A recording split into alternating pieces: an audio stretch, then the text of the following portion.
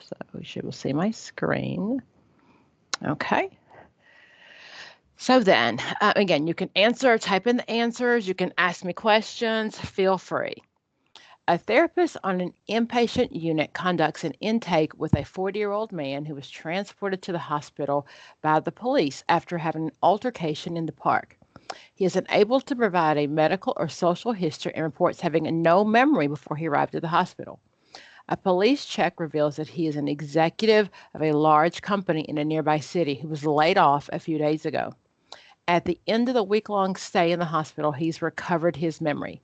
This most likely diagnosis is A, dissociative amnesia with a dissociative fugue, B, a factitious disorder, C, post-traumatic stress disorder, or D, an acute stress disorder. Type in, scream out.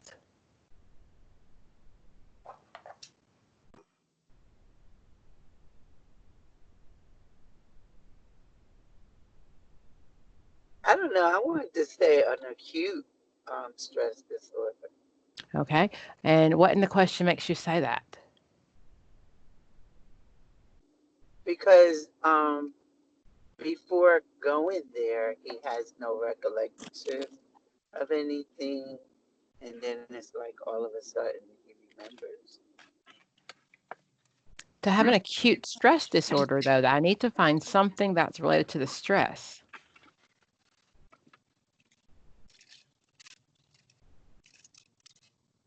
A dissociative disorder there. He's not remembering and then he remembered.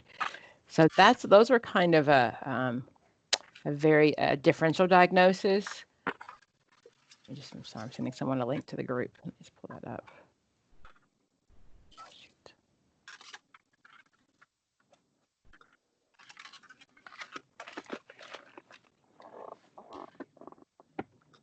Sorry, I had to send someone a link. Okay, so then let's kind of look at this dissociative amnesia with dissociative fugue. Fugue means like a fogginess. Okay.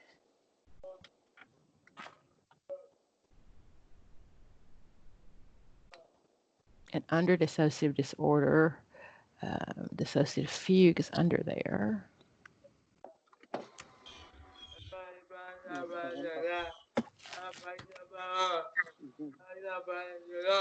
Somebody just joined and not on mute. Oh, okay.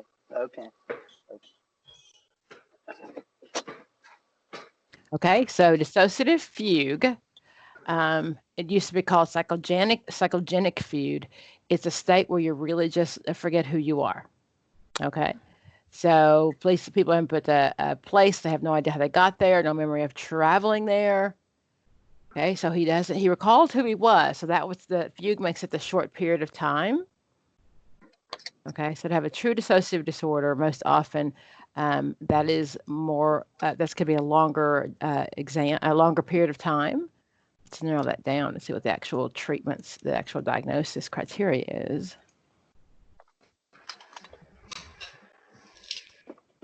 Okay. So let's see here. Dissociative amnesia, that's one of those 300 ones. And it says the fugue is sudden, unexpected travel away from a company or home and be able to recall your past. Confusion about your personal identity, not knowing who you were, and then significant distress or impairment. Okay, so that's my fugue. And he didn't know what was going on. He doesn't remember who he is. Okay. Sorry, close the windows here. Okay.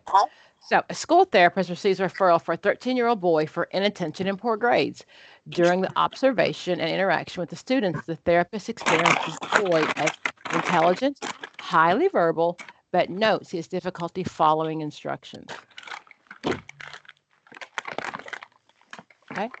Let's see here. The therapist experiences the boy as intelligent, highly verbal, but notes his difficulty following instructions. Reports that he avoids reading and writing activities. The initial diagnosis is most likely, okay, conduct disorder, attention deficit disorder, predominantly in an attentive type, autism spectrum disorder, or learning disorder. Okay, and remember, we go back to the question just to prove that. So what do you see in the question that supports your answer?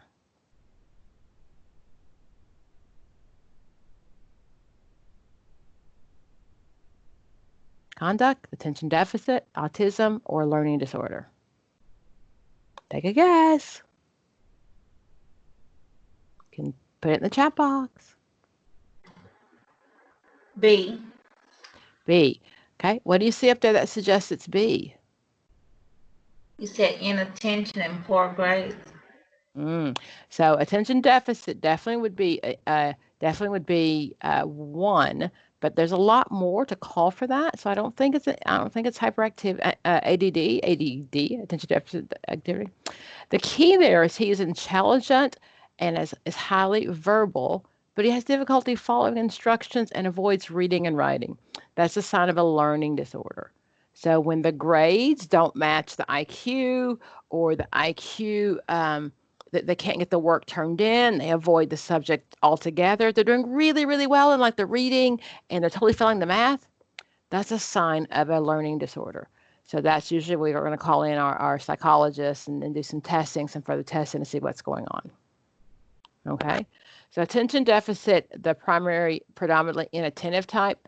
Most often we're going to see girls with that more than boys. And my girls don't get diagnosed because the ADD point, the ADHD, when they're really throwing chairs and can't sit down, all in their teachers' faces, those boys, usually boys get noticed. My attention deficit girls are the ones who sit in the classroom and doodle. I love Johnny, Johnny loves me, blah, blah, blah. They're looking out the window, they're not focused. So those are most often what I would see.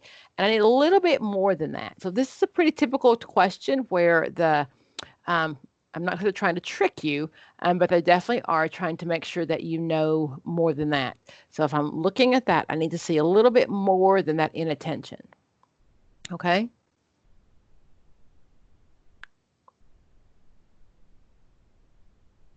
A therapist evaluates a 6-year-old girl with moderately severe cerebral palsy.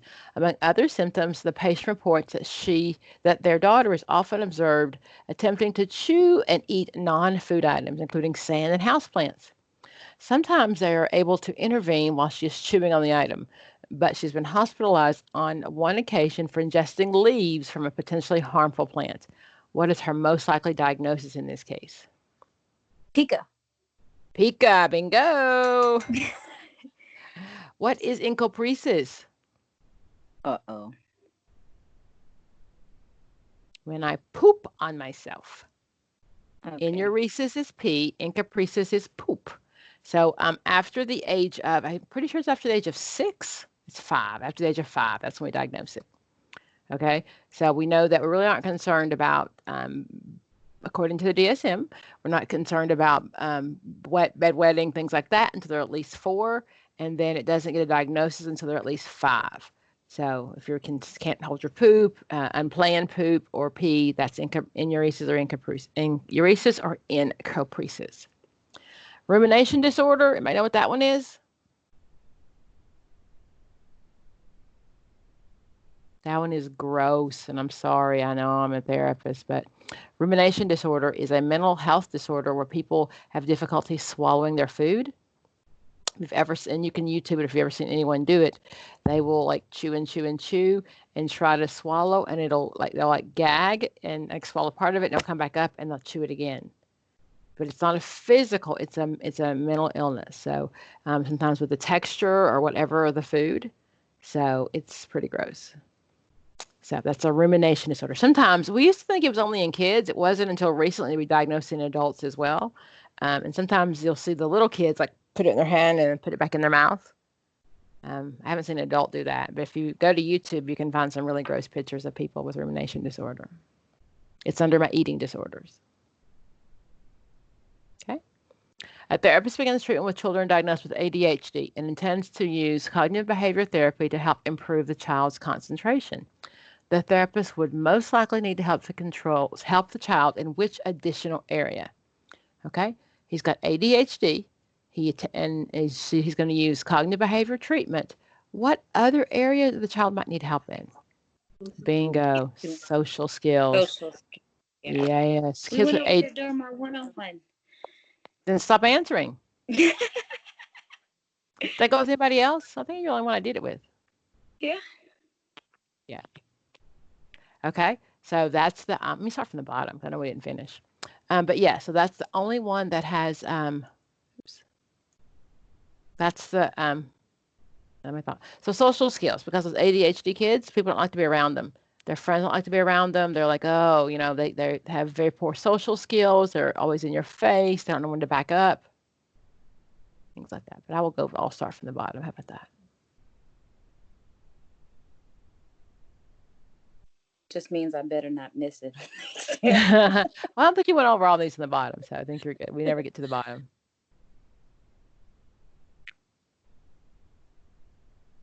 Okay. A woman comes to see a therapist with her new partner. The woman reports that within the past year, she feels like the relationship has become more conflictual and dates that she feels like a lot has to do with her lack of sex. The partner states he has a desire for more sex and feels frustrated that she feels so anxious every time he starts to initiate sexual intercourse. The woman tearfully reports that she wants to have more sex, but she's experiencing a lot of pain during intercourse because her pelvic muscles tense during penetration. Her diagnosis is? You are correct. Genitopelvic pain. It happens upon penetration. And remember, before your client gets here, we've already ruled out medical issues. Okay, so when a mental health diagnosis means they've already gone through the doctor route, and there's nothing physically wrong. There's something, so that means it's an emotional issue. A 27-year-old client sees a therapist in private practice after friends express concern that her constant isolation and lack of desire to be in social settings. She reports feelings of disgust when she looks in the mirror at herself and wishes that she could change her genitals. She states that she's recently considered dressing like a man, but wishes she had been born into a male body. What does she have? She's got gender dysphoria. Okie dokie. So what's it called once I've already had the sex change?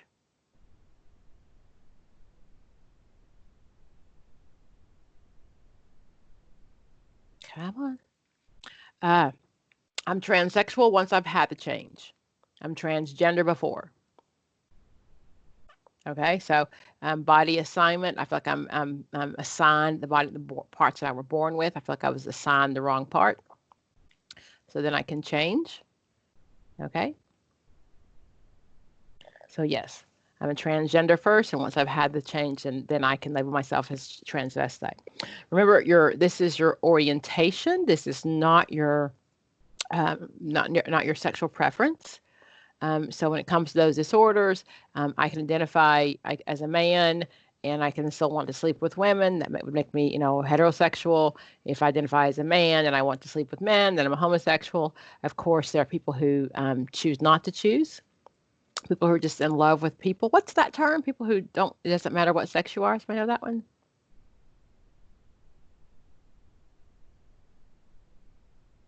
Let's see, her are sex disorders. It's what bisexual means. I'm still picking one. Pull that up for you. So if I'm bisexual, then I'm still choosing a side. But there are people who just love people. Pansexual. There you go. There you go. Pansexual means I love you just because I do. It doesn't matter what sex I'm in. I am. And then when it comes back to gender orientation also, or gender assignment, I can choose to be binary.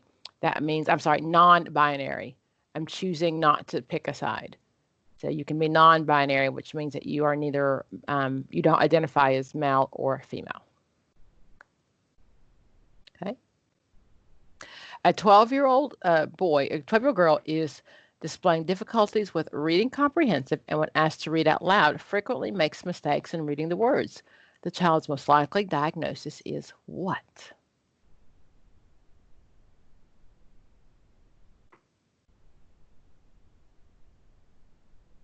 Specific learning disorder with impaired written expressions. Is she writing? It says when she's asked to read out loud. Difficulties with reading comprehension, and when asked to read out loud, she is specific learning disorder with impaired reading. You got it. That's it. And something like that, you'll get those questions. Just go back to the STEM, this part here, and make sure you're picking that up. Okay? Because you'll lose that. Okay? A childhood onset fluency disorder. Most often we're looking at someone who has some more of a speech impairment, maybe some staccato or some stuttering, things like that. Okay, good.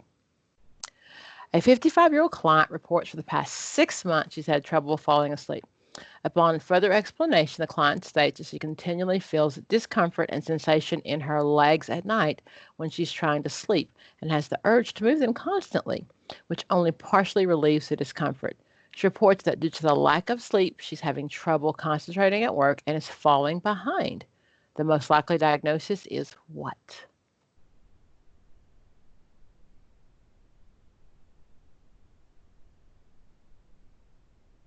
You got it. You got it. And again, so these are also mental health disorders. It means I've gone to the doctor already, and we found out something's that, there's not a medical question going on, so it probably is a matter of anxiety and treating that anxiety.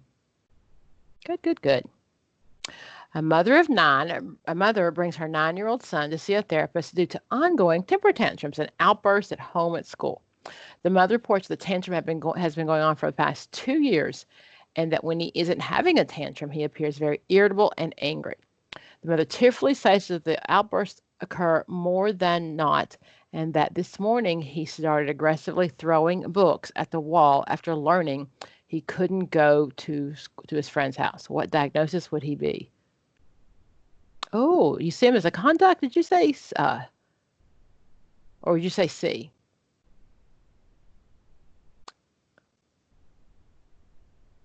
Yeah, it's C. You want to explain that to us? I have to reread it. Like, where is that?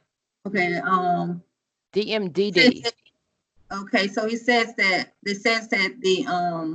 that he had the temper tantrum outburst in home and school. He had it in both places, so it's not like he had a conduct disorder at home. At school, and didn't have one at home. And then there's reports that his tantrum have been going on for past 2 years, so it's been going on for quite some time. You got it. Okay. So then this is sometimes called childhood bipolar. So we've got those just really intense mood swings and a severe overreaction to like what's going on. Like, oh my gosh, my book fell, and then it's a screaming tantrum. Okay. So, and all kids, that's pretty common for a lot of kids, but after 2 years, like, wait a minute. Okay. So a conduct disorder, that's different than my ODD, my opposition defiant disorder. How are those different? Someone share?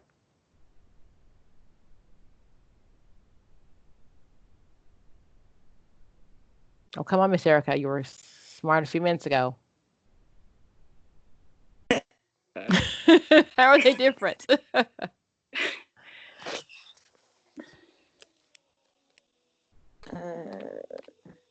Disruptive mood disorder. Nope. ODD, opposition defiant disorder. Do you know how it's different than conduct? Okay, somebody help her out. Come on. We're a team here. They left you hanging, I'm just saying. Okay. Well, we all get into that testing room. But it's because it's the way that it just has to do with behavioral, that the way that he's acting. He may have a bad conduct at school and then be good at home, and then have a bad conduct at home and be good at school. So I'm looking for the difference between ODD, oppositional defiant disorder, and conduct disorder. That's what I'm looking at. What's the difference between those two? Well, defiant would be a good example of my daughter. We're not oppositional doing. This is being recorded. She might look at this later. You might just want to say, this child I know. Everything the opposite of what I'm telling them to do. And the conduct disorder doesn't discriminate. It's just the conduct is whenever, they're 1 minute they'll be in compliance, the next moment they won't be in compliance. So opposition though is whenever they're opposing everything that as a parent that I say, and then the conduct is it's not defined. It's just like it depends on the how they feel at that moment. It doesn't have nothing to do with either one. So not quite. And your oppositional defiant, we look across environments like the same as we do DMDD. So an opposition defiant kid is opposition both at home and at school. Okay, so not just at home. The difference is, and I the intent. An ODD kid really might throw a table. I'm not gonna pretend he wouldn't, but his intent wouldn't be to hurt you. His intent would be that he's frustrated with school, he's frustrated with the rules, and he's gonna throw the table. And if he hurt you when he threw the table, he'd be extremely remorseful. Okay, so sometimes the behavior in the beginning of the question may look the same. My conduct disorders are my lawbreakers. They're the ones who get arrested for arson, shoplifting. They're the ones that'll poke animals' eyes out or set a dog on fire. Untreated, my conduct disorders end up with what personality disorder?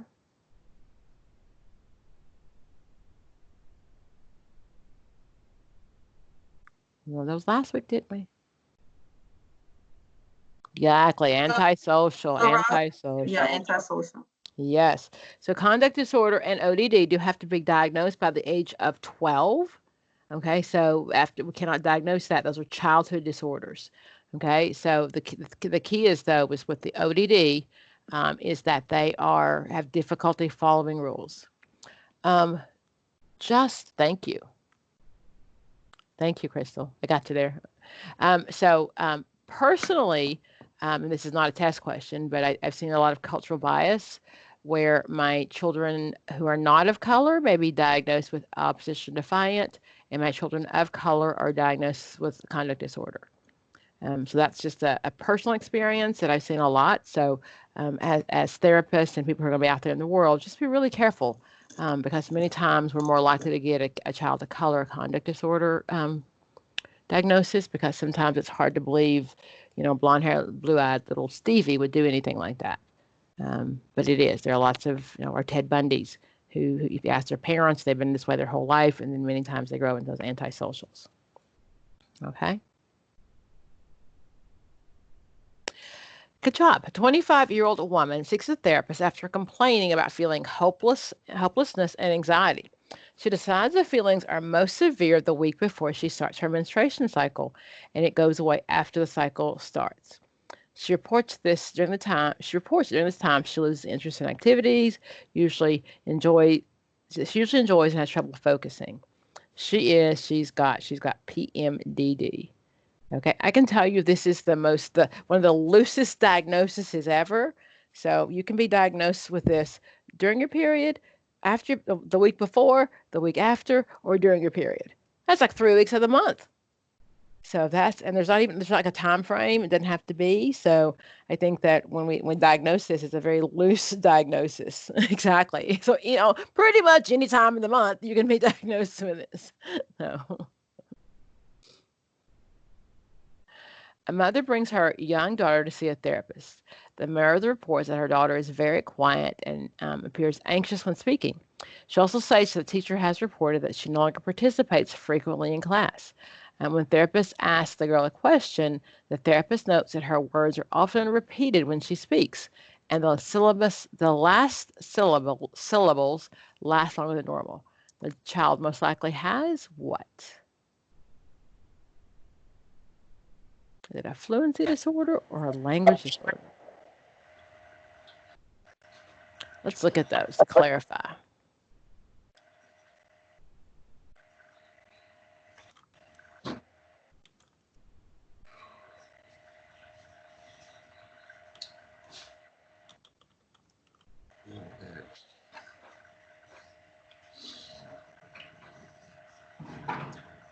So my fluency disorder is often referred to as stuttering, characterized by those primary core and secondary behaviors, repetition of syllables. Okay, that's what a fluency disorder looks like. Okay, so that is B. That is a childhood onset fluency disorder. Used to be called stuttering. A child reports that despite going to bed at an early hour, a client reports despite going to bed at an early hour, he continues to fall. Evan, going the other way.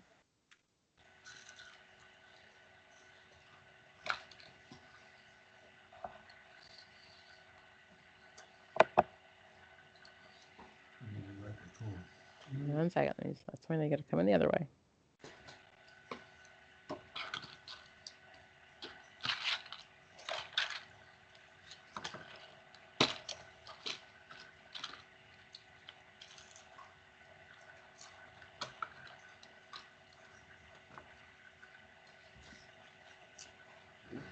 Oh, I'm good. Okay. Well, go ahead, Miss Smarty Pants. Explain it to us then.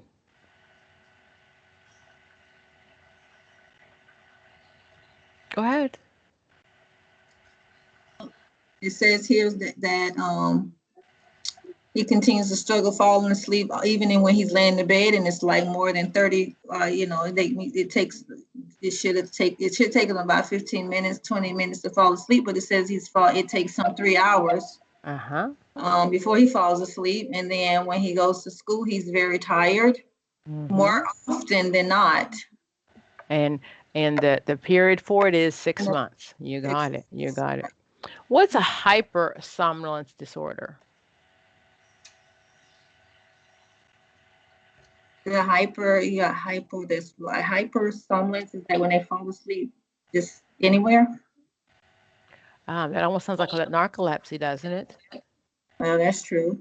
So it really is a little of getting too much sleep. If you're hypersomnolence, that means you sleep all the time, which sometimes then can be a sign of major depression. But you sleep all the time. So if insomnia is no sleep, hypersomnolence disorder is too much sleep. Okay. And not ruled out by, it's not depression though. There's something else going on besides depression. Good, thanks. A mother brings her 4-year-old to see a therapist because she's concerned with his repetitive play. When making a diagnosis of autism spectrum disorder, all of the following are parts of the DSM-5 criteria except what?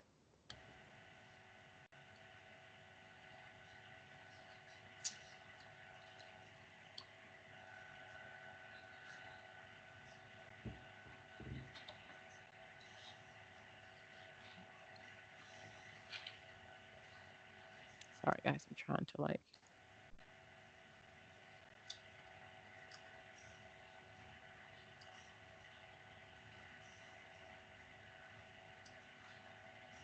to decide on this one.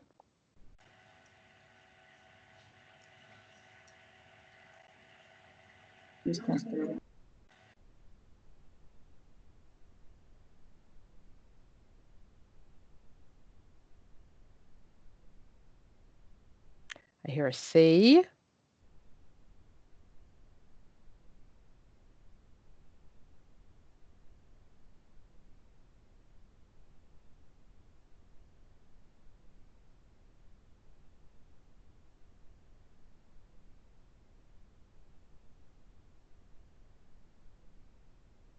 Okay, sorry about that.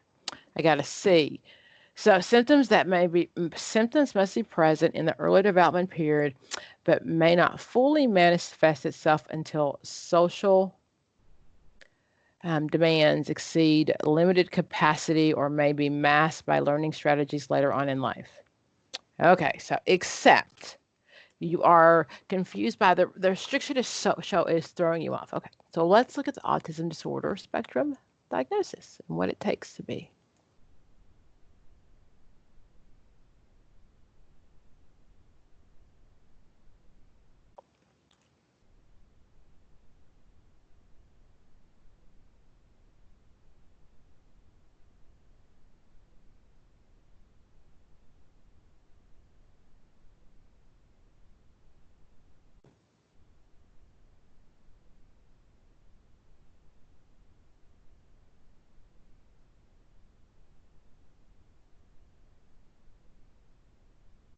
Okay, so then, a persistent deficit in social communications with social interaction across multiple contexts. That just means lots of different ways. Restricted these are my types, I'm sorry. So persistent, restrictive, and then my symptoms for restricted, the stereotyped or repetitive motor movements, highly restricted, fixated interests that are normally intense or focused. Let's see here. The symptoms include, based on your severity, there's a whole line of because now we have it very low on the spectrum, which is, people who really can't, are unable to make any kind of social contact or have language difficulties, to people on the other end who have a very high functioning disorder. Let's go look at it from the DSM.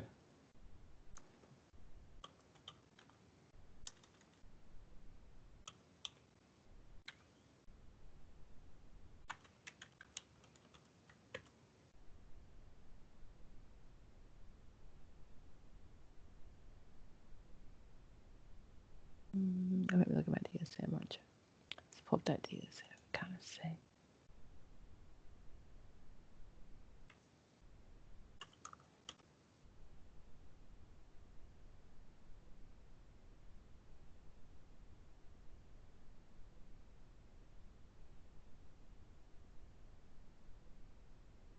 Well, let's see here. So what we have is autism disorders are under neurodevelopment disorders, actually.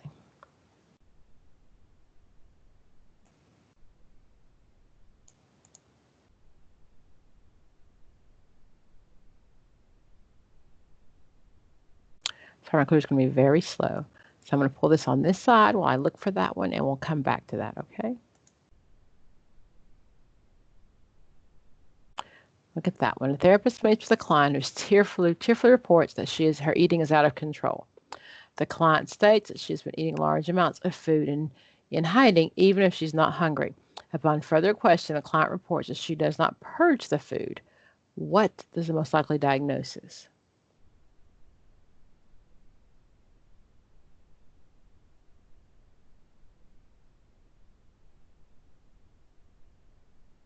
I got an A, bulimia. She says she doesn't purge, though. Purging are people who don't eat at all. This person eats large amount of food. Is it binge eating disorder? It is binge eating disorder, okay? So she's not purging, so she's just binge eating. And what we know is, to be the bulimic, I have to throw up, okay? And that doesn't happen. So binge eating is just kind of eat without the throw up possibility. I don't know. I wonder how, after this is over, how many of us could be diagnosed with that? There's nothing else to do. We've stocked up food.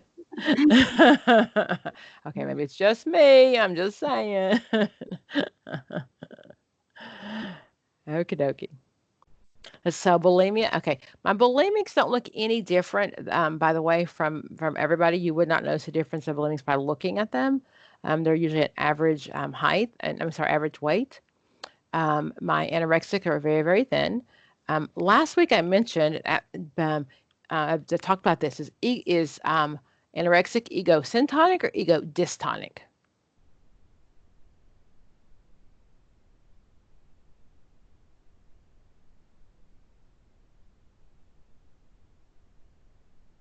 My eating disorders, anorexia is ego-syntonic. They always think they're too fat. Always, always, always. Okay. Let's go back to this one as we look at my autism disorder. Excuse me. So then, okay. So persistent deficits in social communication and social interaction across multiple contexts. We talked about that. So those are my diagnostic criteria for my persistent deficits. Okay, my restrictive deficits. So I have a restrictive repetitive parenting of behavior, interests, or activities as manifested by at least two of the following. Okay. And then also must have, the symptoms must be present in the early developmental years, but may not become fully manifest until social demands exceed limited capacity. Okay. When I very first started in my career back in 90, a long time ago, before most of you were born, 92, one of the things that what parents would say was they had the capacity, they were speaking, and they lost it. Okay, so for a long time, we really thought that, and even now we don't know the cause. Research does say that it's not the shots. So, and that's, there's a lot of people who disagree with that. So I'm not going to debate that. I'm just telling you what the research says. However, though, what happens is that when it becomes, so when they're 2 and 3, they say dad, dad, mama, all that good stuff. But what happens is social demands say now you're 5, 6, or 7, and you don't have that capacity. So they may have had some words when they were little. And it's not as if the words go away, it's just that the words didn't increase. So that's one of the concerns we have is, because parents will say, well, they talk, they used to say these things. And they did. We're not pretending they didn't. However, as they've gotten older, as society has expected more of a 5-year-old or to play differently and to have friends, they just aren't able to do that. And that's all across the disorder, not just the very limited, not just on the beginning of the spectrum.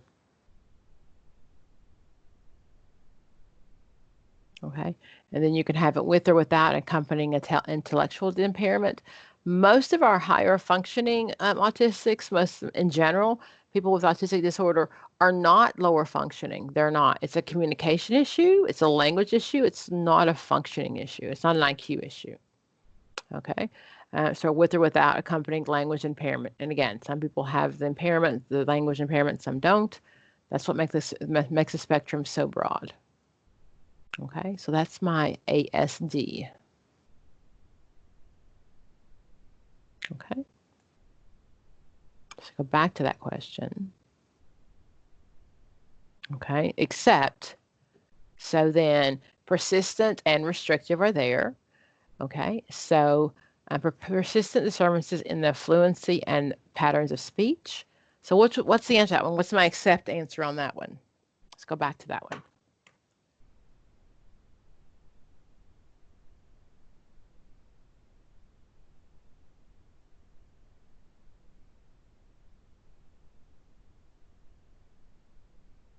Yes, you're right.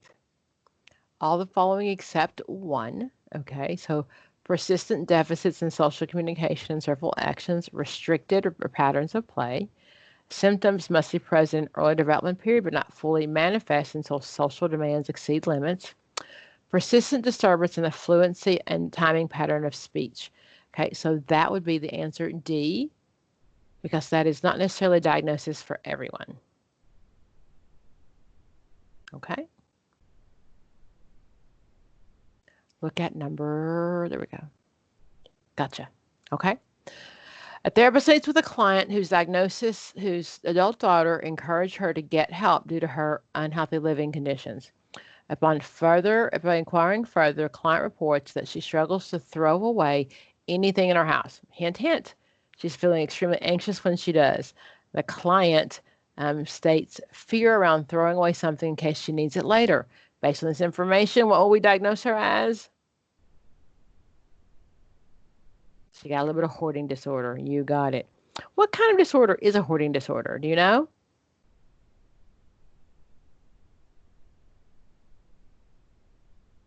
If we had to use a medication for hoarding, what would we do?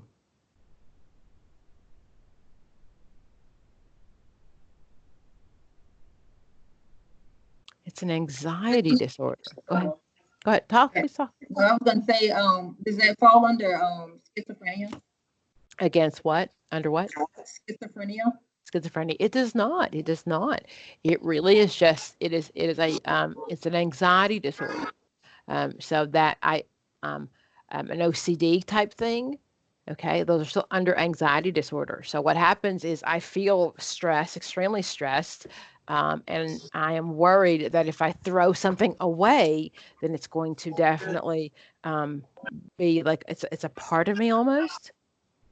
Okay, so then OCD. Go ahead, say again. Is it like a benzoprine? Oh, so a benzodiazepam. So that would the problem with benzodiazepams are my anxiety, my Ativan, my Valium, and my Xanax. Can I take those every day? you will become, I guess they say addictive. Oh gosh, yeah. Drugs. I wish my doctor would give me one every day. I'd be like that. Unfortunately, they don't do that. So it's only written PRN, so as needed. So and you'll see sometimes like on TV when someone's very combative or in the emergency room or something, they'll give them a dose of Ativan to kind of calm them down. So that's usually, so yes, we would use that only on a PRN, that as needed basis. We're going to use an antidepressant or with / anti-anxiety. So some of our anti-anxieties are greater. The issue with both with anti-anxiety as well as anxiety and depression in our body look the same. It's an issue with serotonin and how our body will actually intake the serotonin. So then in SSRI, Zoloft, Prozac, any of those work on depression as well as anxiety. The leading right now, the most common, the one we use most often for an anxiety disorder would be a Zoloft. Okay, so a benzodiazepine, Ativan, Xanax, all those things are great for short term or as needed, but not every day, because then you'd be addicted to them. Okay, we talked, I think, a little bit last week about OCD and OCD personality disorder. Does anybody recall what the difference between those two are? Maybe we didn't. If we didn't, tell me that too. We did. I just we discussed it just a little bit. I really just can't get into detail about what we said. The main difference, personality disorders, are those people coming for treatment? Personality disorders are egocentric. They are not coming for treatment. Nothing wrong with them. It's you. It's your stuff. It's not me. Okay? They're ingrained. They've been that way their whole life. Now remember, we don't diagnose them until they're 18. But in going back and talking to their parents, they'll say, "Oh yeah, little Johnny's always been a little like that." So OCD, that is the major diagnosis, and OCDP is the personality disorder. Now, we wouldn't treat them any differently. We'd still get the same treatment, but the problem is my OCPD people do not come for treatment. They don't see a problem. If we look back at the old DSM, the 4, one of the reasons we had an Axis 2 disorder, that's where the personality disorders were at. And we had that because we had people who were coming in for people who come in for a major diagnostic issue, depression, something else. And as we spent some time with them, we'd realize they had a personality disorder. That's why it was an Axis 2. In general, my OCD people do not like it. They do not like it. My symptoms, the higher my anxiety goes, the more my symptoms get worse. So whether it's touching or checking or counting to 7 before I breathe, any of those things, it gets worse the higher my anxiety is. My OCD people also believe that the reason that they have to follow their obsessions are the thoughts. There's this coronavirus on my hand. There's coronavirus on my hand. Oh my gosh, I can see it. Thoughts. Obsessions then are the thoughts. Compulsions are the need to wash. Okay, because I have the obsessions, then my compulsions are over and over again. I've got to get this done. So that's what that looks like. Okay, so then with the personality disorder, the parent can look back and say, yeah, Johnny always had to do this when he was a kid. They're not coming for treatment, and the rationale behind their behavior is the need to be perfect. So a person with OCPD, obsessive compulsive personality disorder, many times their assignments would be late. They would turn their work in late because they're striving for perfection. The OCD disorder, those people most often then they're afraid something catastrophic will happen if I don't follow the rules. Can I put this link in the chat? Of course I can. I'll put a different link in. That's my Pinterest. I don't know if you want to be my Pinterest. But there we go. I'll put that one in.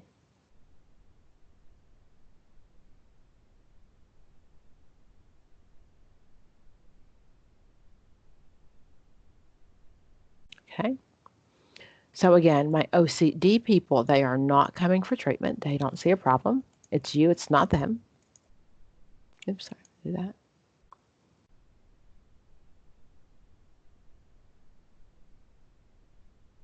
Okay. In my OCD personality disorder, they will come for treatment. They don't like this. They don't like it one little bit. So they're coming.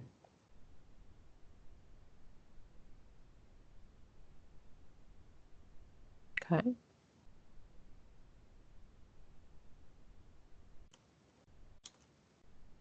There we go.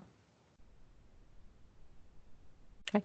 Easily identified the OCD, OCDP. It's not that obvious. Again, it may be because they've had it their whole life, so parents aren't likely to notice it because they've always done it. OCD, they're going to get medical help. OCPD, they're not. Okay. Difference between those. Let's go back to that then. Agoraphobia, fear of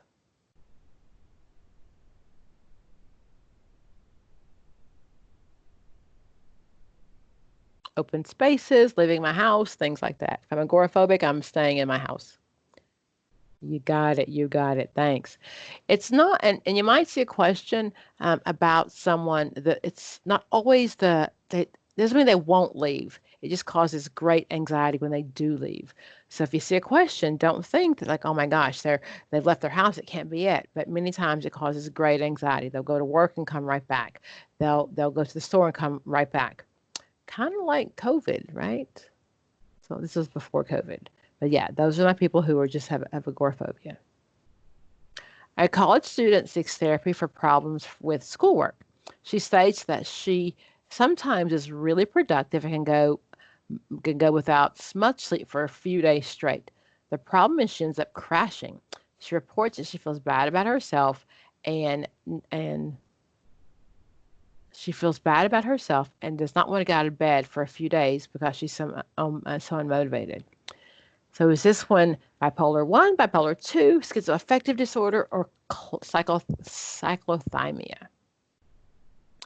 Cyclothymia. What do you in that question? Do you see that?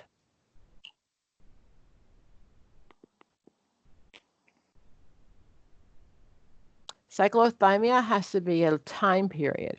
It's 2 years for adults and 1 year for children. That's an ongoing. Not really high highs, not really low lows. Okay. A little combination of both there. Yeah, time. So that one of the issues with cyclothymia is time, but all of those things have to do with time. Let's look at this. So to have a bipolar 1 diagnosis, it has to be a full manic episode for at least, someone's sharing my notes with me. Thank you. Histrionic, cyclothymia. You have nice handwriting too.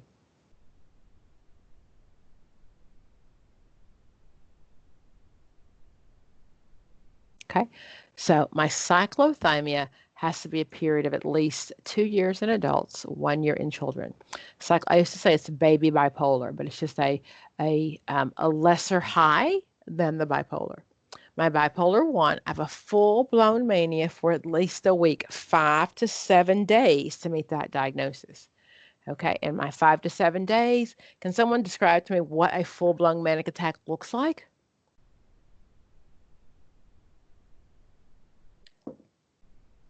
Excessive shopping, sleeping with people you would never sleep with, just like you're on this amazing high. Things like deciding to remodel your house, you'll knock out a wall or two, and then a couple of days later you can't get out of bed. But just amazing. I don't need sleep. I always think that'd be great if I could just pick the high part. That'd be my favorite choice. Lady in France. I'm guessing that's a movie or A Lady in France. Or the client I told you about in France. The client you told me about in France. You got it. Bingo. Definitely. And the story is she got on a plane, the client, my client, her mother is untreated bipolar. So we'll get on a plane and just kind of go anywhere, and then later, like a couple of days later, can't get out of bed. You do have a memory of it, You may feel very remorseful, but the high is so high, it just feels so good. Okay, so at least a week. That's what we're looking for, 5 to 7 days. The hypomania is 2 to 4. So that's the difference in those. And the hypo is not just here. I mean, it's here. It's not like here. Okay, and if I've told you before, if I could pick a disorder, I'd pick the hypomania. I don't want to crash, though. I just want to be up here. I want to have enough energy to, like, clean my house, make dinner, do the laundry, teach, not sleep. But I guess at some point I would have to crash, right? Drug of treatment for my bipolar 1s and 2s would be, come on, what's my treatment?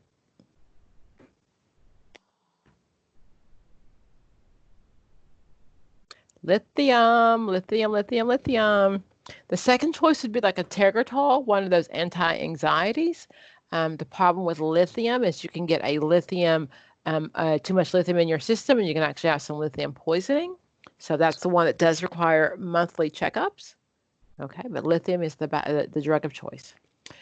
What is schizoaffective disorder?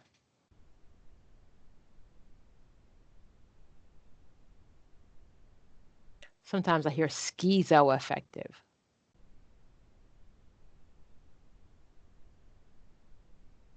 You're a talkative group tonight, aren't you? A lot of mood swings. On top of?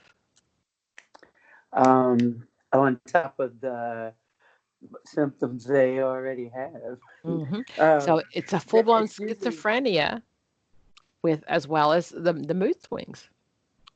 So a full-blown psychotic episode, whether it's hearing, seeing, any of those things, as well as having then a mood disorder. Excuse me, sorry about that. Or an affective disorder, affective is an affective disorder. That's what that means, having those swings.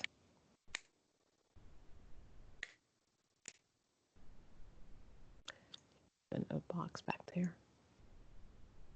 And I'm quite sure that's definitely a timeline, because what I've noticed is that a lot of people get that confused with bipolar.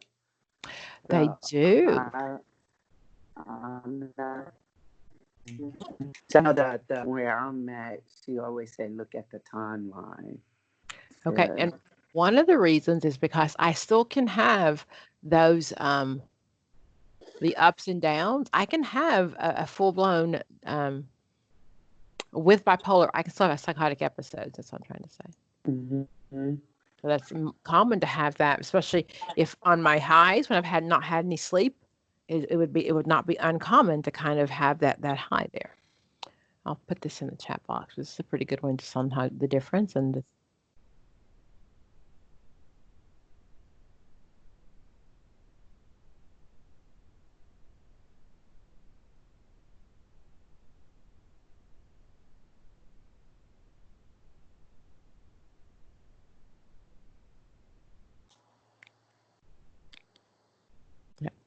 I'll put it in the chat box for you.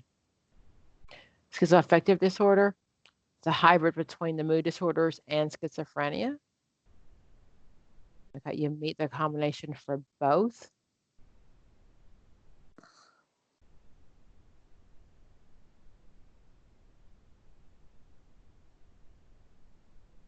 Okay. So then you have both, and what we see again. So has to be the time frame for both schizophrenia as well as the bipolar disorder. So then, for schizophrenia, to have full-blown schizophrenia, how long do I have to have psychotic symptoms?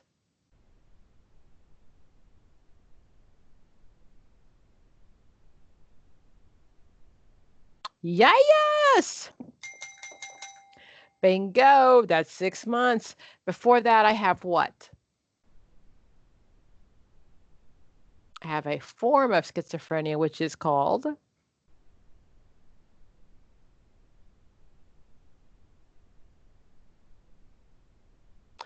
my schizophrenia. What? Schizophrenia 4. Schizophrenia 4. 1 week to 1 month is a brief psychotic episode. 1 month to 6 months is a form of schizophrenia, schizophrenia form. Full-blown schizophrenic disorder happens after 6 months. It's written there.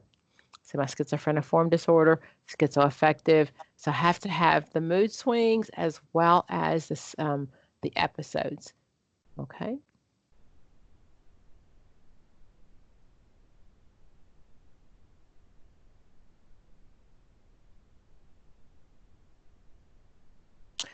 A therapist begins an assessment on a 9-year-old boy whose parents report impulsive, aggressive, and argumentative behavior at home.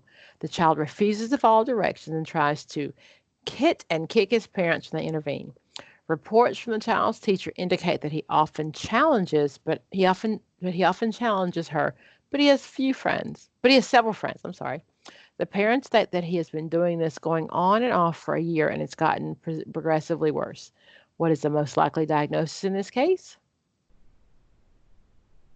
He's 9, impulsive, aggressive, argumentative behavior.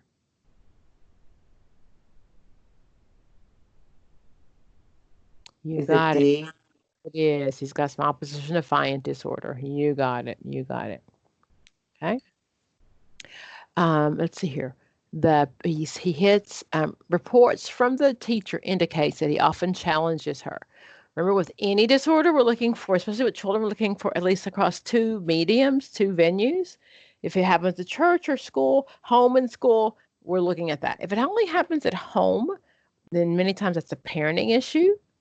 But when it's a true disorder, it happens across the venues. Okay, good. Okay. A 30-year-old man presents for treatment on the advice of his mother, who is concerned that he has not found someone he can yet settle down with. The therapist notes during the assessment, the man fails to make eye contact and regards the therapist in a suspicious manner. When asked about his personal relationships, the man notes he does not have any close friends because no one likes a person who can read their minds. So he says he just doesn't fit in with his coworkers. The most likely diagnosis is he can read their minds.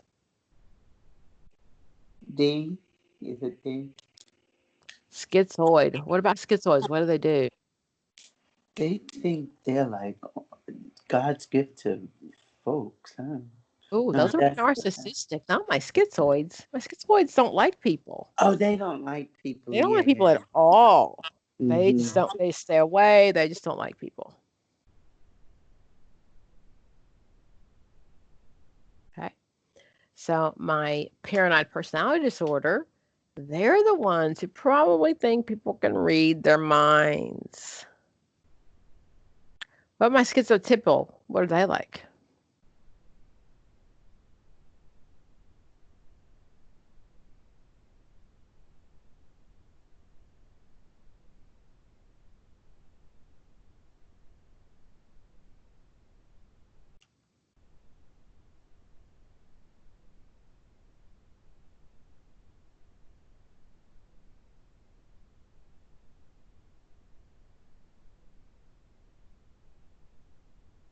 Okay, my schizoids, they are, yes, my schizotypals probably have some anxiety disorder, but those are more my avoidant personality. The avoidant personality, they like people, they're just afraid of being judged. Okay, my schizoids, they are voluntary social withdrawal and limited emotional expression. My schizoids don't like people. They're good. They're good by themselves. They have no need for you. They're good. Schizotypals are more typical schizophrenic, interpersonal awkwardness, socialization, superstitious, eccentric appearance, and odd speech. They're the ones who, are pretty sure the FBI is listening. So, they'll have the foil on their windows maybe. But you don't see a lot of paranoia with them. Okay, so this one is a paranoid personality disorder. That's what that one was.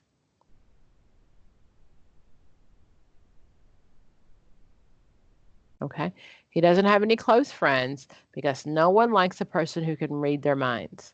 So he really is just that paranoid personality disorder. So I have a question. So is the schizophrenia, that's the hallucinations?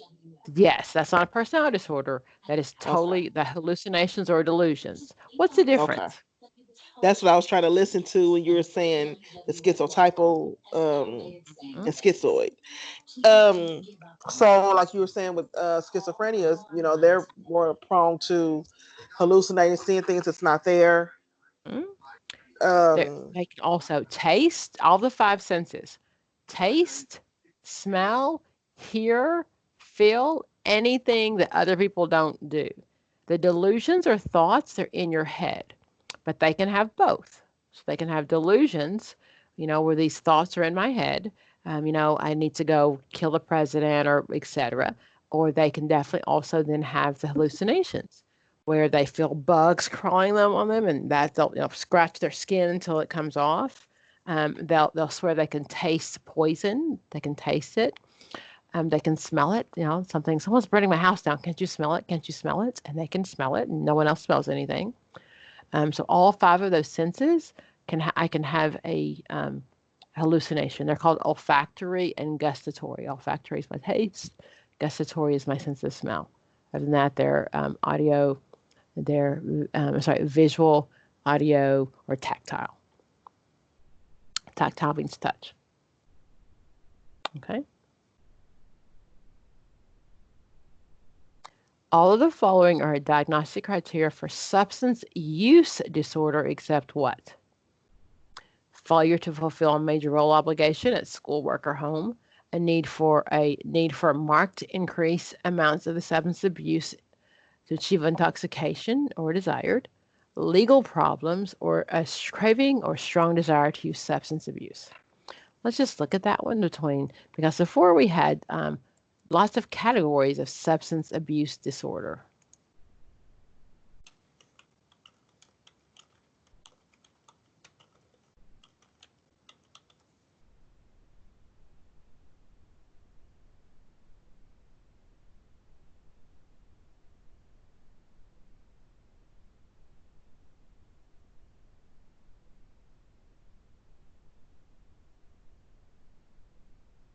It's going to be a list of opiate use disorders. I'll do that.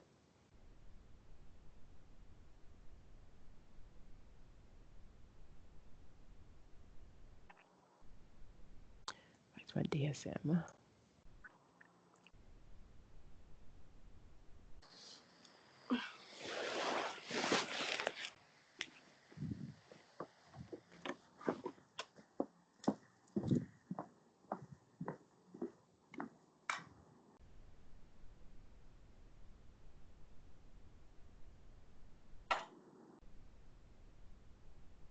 Okay, let's see here. My substance use disorders, we're at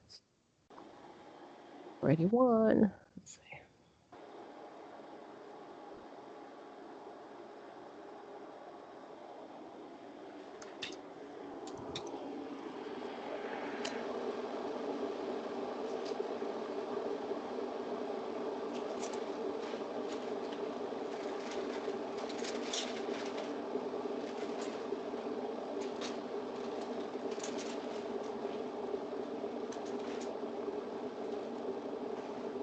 And I'll pull it up on this screen while we go back to this one. Back to that one. Okay, look at that one. Parents seek the services of a therapist for their 5-year-old son. They explain that their son has been waking up around 11 p.m. several nights a week for the last month, screaming hysterically and staring into space. They're frightened by the fact that they are unable to rouse their son and report that he often falls back asleep without acknowledging their presence in the room. They've been unable to get him to tell them anything about his dreams, and they're confused by the fact that he seems to have no memory of the event the next morning. Most likely diagnosis in this case is what? Is there a such thing as nightmare disorder? There is. That is it. That is it. You would have nightmare disorder. Okay.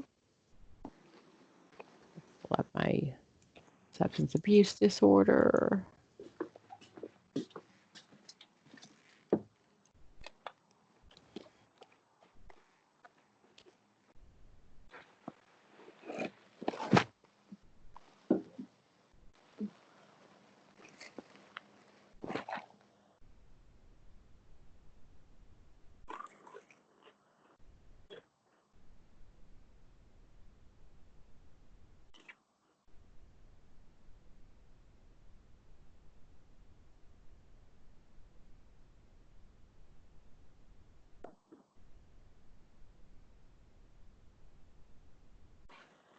cannabis intoxication,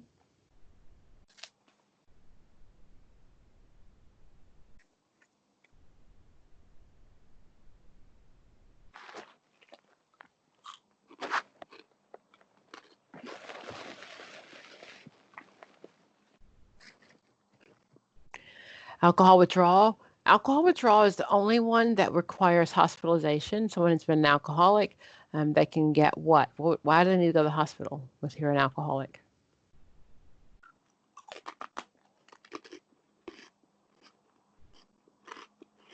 The withdrawals, those include tremors, and someone can actually die. So we try to be very careful when it comes with that. My opiate withdrawal is not fun, but it won't kill you. Okay, they want to die, but it won't kill you. Alcohol withdrawal will.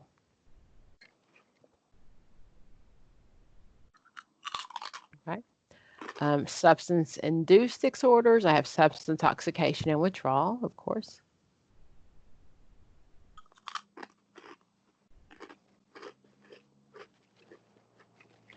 Substance use disorders. Sorry about that, guys.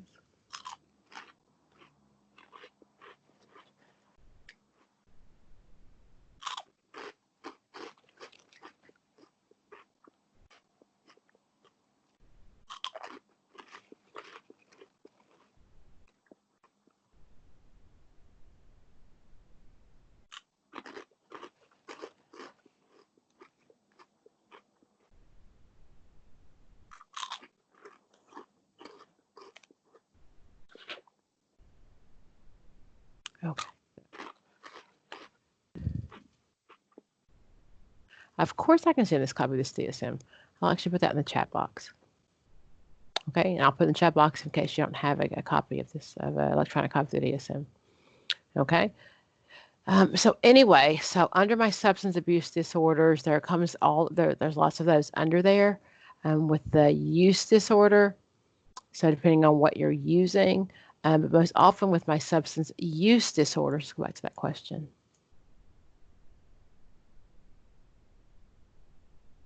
Okay, all of those are following except.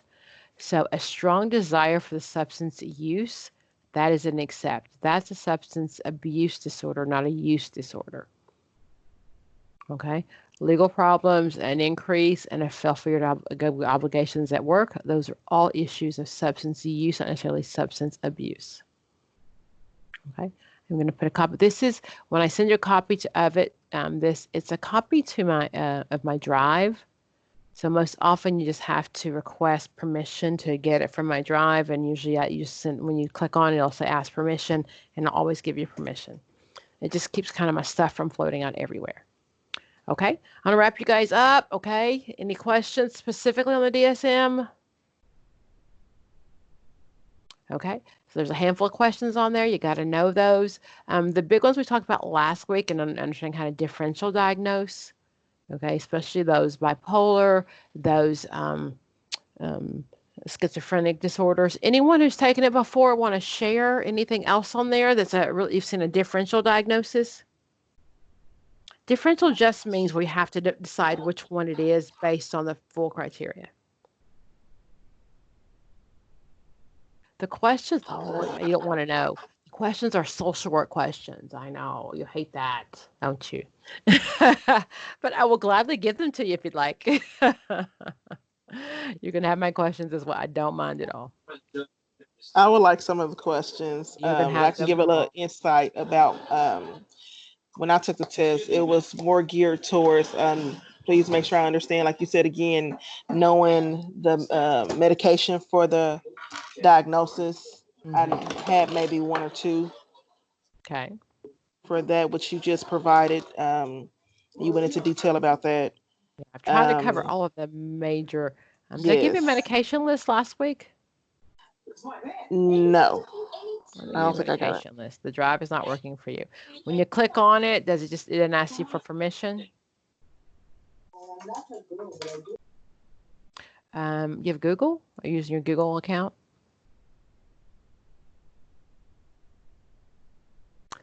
Okay, let me see what's going on here. Okay, let me send you those lists of questions. Well, let me attach Attach a file. Let's add a file. I'm going to add on.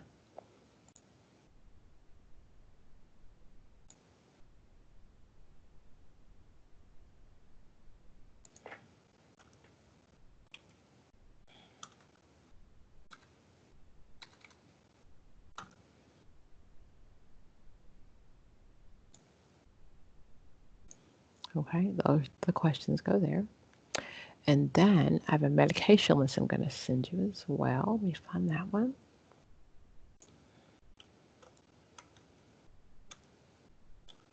It's my medication list. Okay, pretty good list of just medications and what for what. We talk about the benzodiazepines, and those are extremely addictive, so we don't refer those. We don't use those on a regular basis.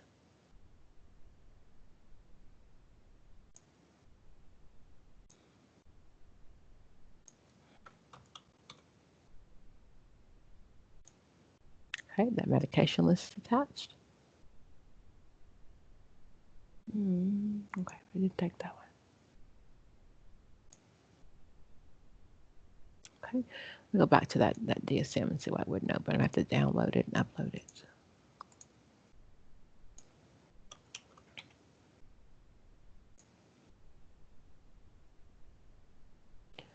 Download it.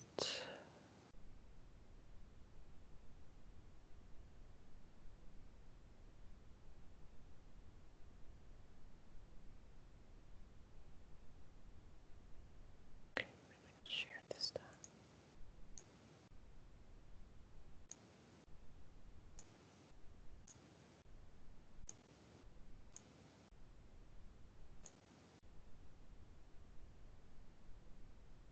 Try that one.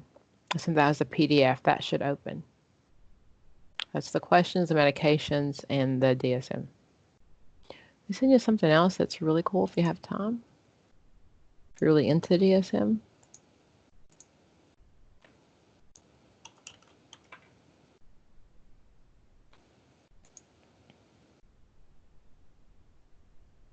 I sent you those questions.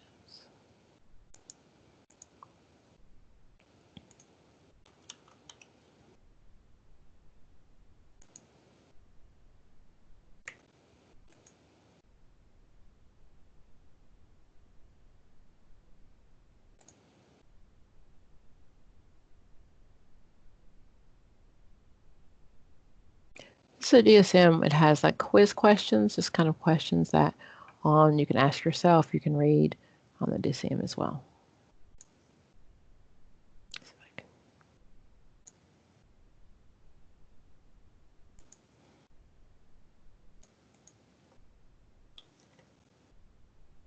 That's a PDF though, that might not open.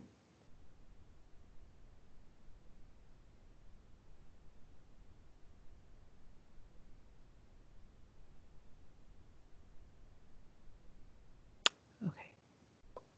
Be able to open all those things?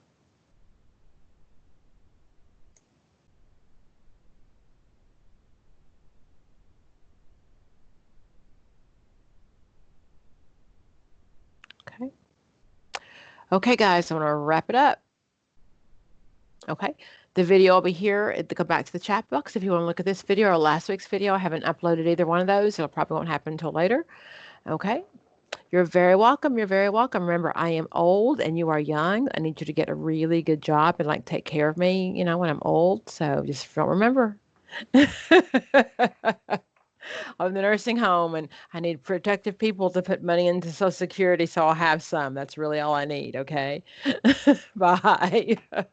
Have a good one. Be safe, guys. Please be safe. Happy Easter. Happy Easter. I've always I've taught Sunday school forever and forever, and I always taught the kids that, you know, if you're the only person on this earth, Jesus still would have died just for you. So just you know that, okay? Bye. Okay.